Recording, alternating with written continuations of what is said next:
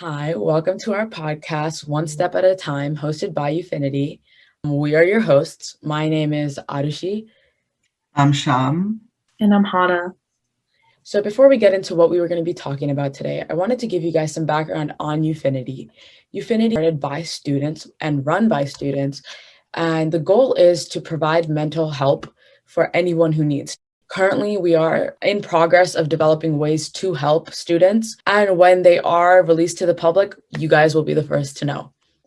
The first topic we have is the cultural stigma surrounding mental health. So mental health is a really big problem in general, but it is really like neglected health problem in the developing world. And it's because culturally it's a very taboo topic to talk about because it's very stigmatized in a lot of other developing countries. Because if you have an illness, the common conception is that like there's something wrong with you as a person. And another thing is that mental health is usually perceived as some kind of luxury. So usually it's not really an important focus, but it should be talked about more in international settings because it is an equal component of things that other people struggle with. Exactly. I totally agree. Mental health is something that can't be seen. So the stigma around it is quite severe, especially with more conservative and traditional families. Personally, I come from an Indian household, and in my household, there isn't too much stigma around mental health, but I have friends whose parents refuse to admit that mental health is a concern, which is crazy to me because that's terrible. Because if you are struggling and you don't have anyone to reach out to, especially if you're a kid, who's going to help you? Right. And also, when you're a kid, you don't know anything. So that's all you're getting. Like, you're literally getting taught as you're growing up that mental health isn't important and that it's not something that you should pay attention to. And it's just a mind problem. So you should put it away. In mental health, this like stigma has been there for so long. Obviously, we're making active movements and just progress to diminish it, but it's been there. I can't tell you the year, but before, if people were mentally ill, if people had schizophrenia, if they had those kind of disorders and not like mood disorders, they thought that they were just insane. So they would put the people in jail. And it wasn't until Dorothea Dix's mental health reform, she shut down asylums and made actual like outpatient and inpatient places where instead of getting like electroshock therapy, people with mental health disorders could actually get the help that they need. And that was like the first step towards destigmatizing it, but it didn't really help. I feel like it ostracized them more. Right. Yeah, I agree. So there's also a disparity between developed countries and developing countries about how mental health is taken care of. Like 1 in 5 adults in the US experience some form of mental illness, according to National Alliances on Mental Illness, but only 41% of those affected received mental health or services in the past year. So it still isn't ideal in like developed countries, but it's even worse in developing countries like Indonesia, where less than 1% of their total health budget is spent on mental health, while developed countries spend at least 5% or if not more. Yeah. And I think it's interesting. And I was learning that, a lot of like underdeveloped countries, like they're going to face a lot of economic problems. And like being economically like disadvantaged is a really like, it's like a direct cause for like a lot of mental illnesses because you don't have the money to buy all of these like treatment and things. So when they're not like given directly to you, you really don't have like anywhere to go. Not to mention if you don't know if anything's wrong. Exactly. Even in America, students weren't getting the help they received because a lot of the legislation regarding mental health is affected by the stigma that goes with it because mental health doesn't get funded. And since there is no national, no federal law regarding mental health, it's kind of up to the specific school districts, the state, it's up to them. And that is so easily decided by someone's bias. Like if you're suppose your governor is like, mental health really isn't a thing. So why would he allocate resources and money to that thing if he doesn't believe in it, right? Right. And there's bigger problems. Yeah. Obviously, you mentioned that your parents are from India. And so, like, that brings a lot of struggles. My mom is from Japan, and that's a very, like, collectivist society. And in a collectivist society, they like, value different things. You're not really, like, valuing, like, yourself. Like, you have to think about, like, your family and, like, everyone else, authority. So, like, it's them first, and then it's you. I can kind of agree with both Hiroshi and Hana, Like I have Indian parents too, but they more so thought of like reputation. People would think you're crazy, and then that would like bring dishonor upon the family. But since the last couple of years ago, because I was diagnosed with depression and like I was meeting with a counselor, they like changed their views. So like they were like before really conservative about it.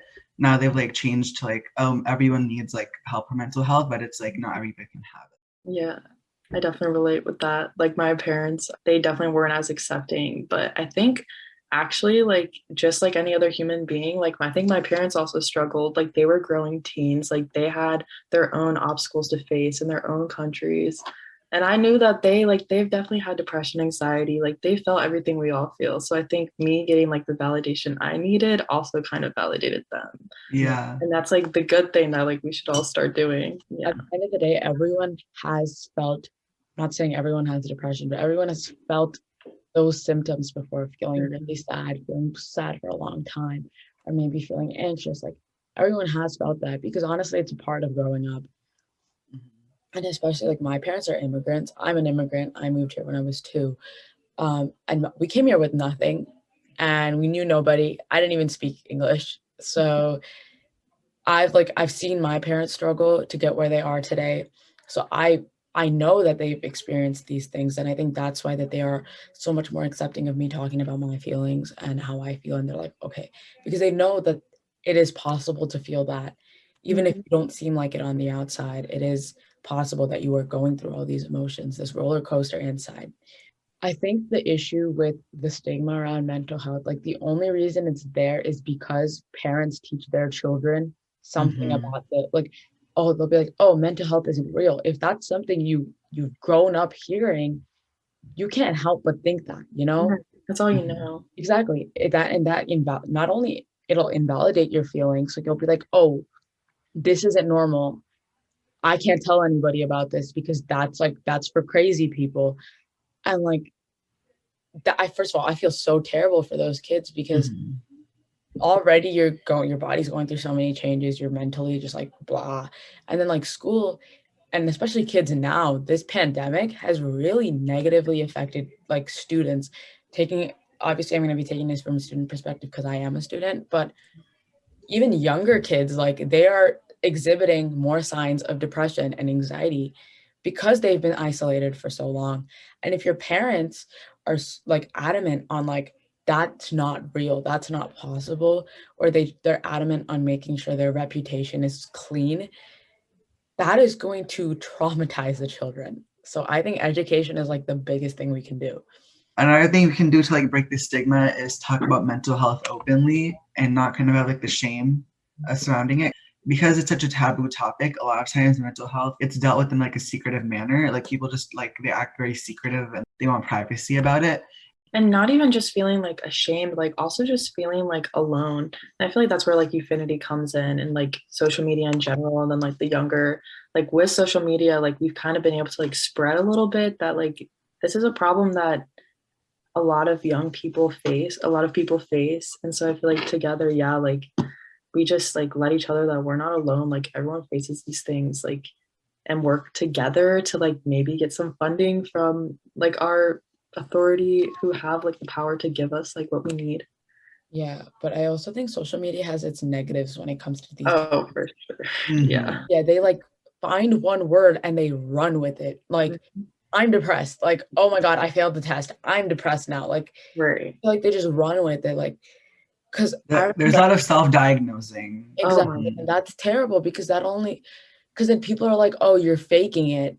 And then that's even worse. Or like you're just doing it for attention. Exactly. And then you're doing it for attention. And then if you think one person's doing that, maybe someone who is actually diagnosed with what clinical depression, other mood disorders, other like anxiety disorders, and you tell them that it's fake, like you don't actually have it's so invalidating. Yeah, exactly. And then and that's like that's part of depression is like you're already invalidating yourself like that. Like for me, I found was like the hardest thing is like in my head, like when I was down, like I'm always telling myself like you don't deserve to be down, like you're fine, like this isn't a problem, like then to have like head, on the table, you don't need to be sad. Like other people like don't need to be telling me what's in my head. Yeah. You know. So like another thing you can do is like just show compassion and empathy for those dealing with mental health.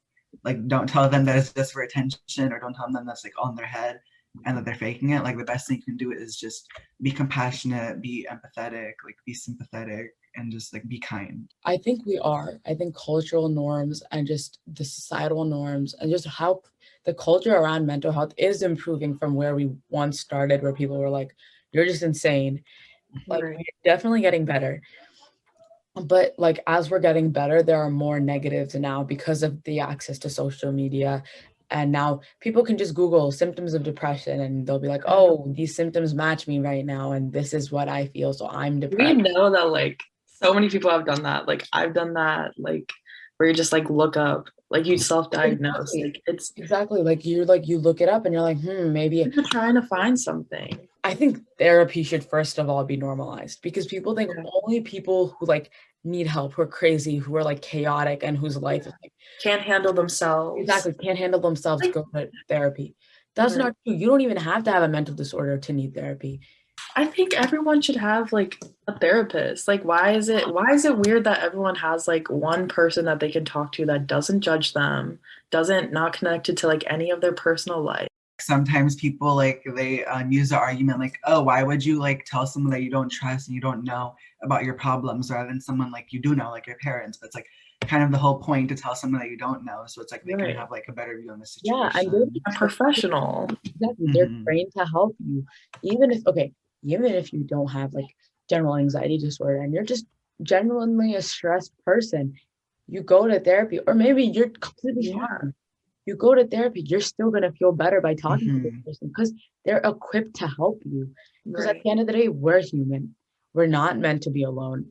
And not everybody has somebody that they can talk to openly about everything. Yeah, so like that, I just want to talk about like how we just talked about like the fourth thing I wanted to address about like how we shouldn't shy away from talking about treatment options for mental health. Mhm. And the last thing like we should like younger generation can do for like to break the stigma is addressing it in like their culture and talking about how harmful it is. I think like one way you could do this is definitely like if it's like, something about your own culture, you can definitely like talk about like people like your parents, your relatives and stuff, and try and like convince them. Maybe like education, like I said before, is a very big part of it. So you could just try and educate the people around you to like show that it's a pretty normal thing. Honestly, you should just call them out. Obviously, not in a Yeah. disrespectful way, but if you see them if they're disrespecting or invalidating your feelings, you have the right to tell them how you feel and why they're hurting you. And by doing that, you are educating them. Mhm. Mhm. And honestly, some people will just be like, no, you're being dumb. And honestly, we can't do anything about those people. But there will be people who will be like, oh, I never thought of it that way. At the end of the day, not everybody experiences mental health distress. So, how do you expect them to know, right? How do you expect them to know what you're going through?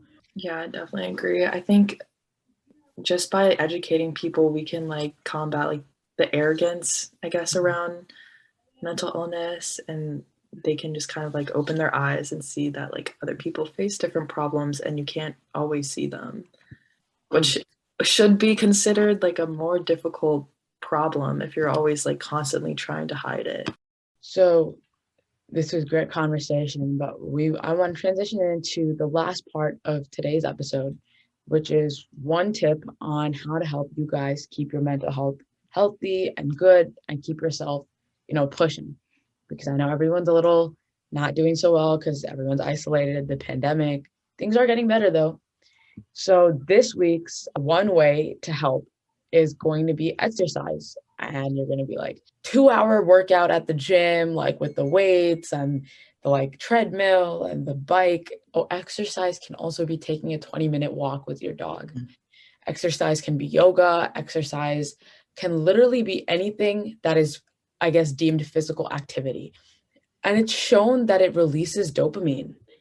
Studies have shown that exercise releases dopamine, and honestly, it's like it gives you a natural mood boost because of this, like endorphins, and it decreases your stress hormones. Personally, I work out at least 5 times a week. That's just because I like working out, but it really has helped my mental health. I go to the gym, but you guys can do whatever. You don't have to go to the gym. I go to the gym for like an hour and a half every day and work out all my stress. Like I'm like lifting weights, I'm like deadlifting, and I'm doing all this and I'm getting all the stress out. And honestly, it's really helped me. And I think even like going on a walk, it'll help you clear your mind.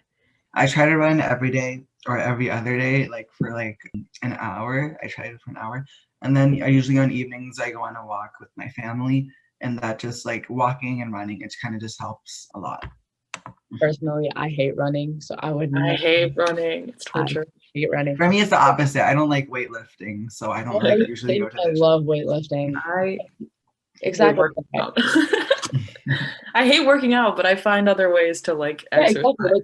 So Like working out, there's no defined thing for working Yeah. out. Like Sham likes running. I like weightlifting. I like doing like that's strength training. I like strength training. I never do like that. hiking. And like it walking, literally walking. Walking is good. Yeah. It's whatever you like because there's so many options. I guarantee you're bound to like. There's one for everyone. Yeah. So I think on that note, we can end today's episode. So thank you for joining us. And I hope you tune in 2 weeks from now again for our next episode of One Step at a Time. Thank you for watching.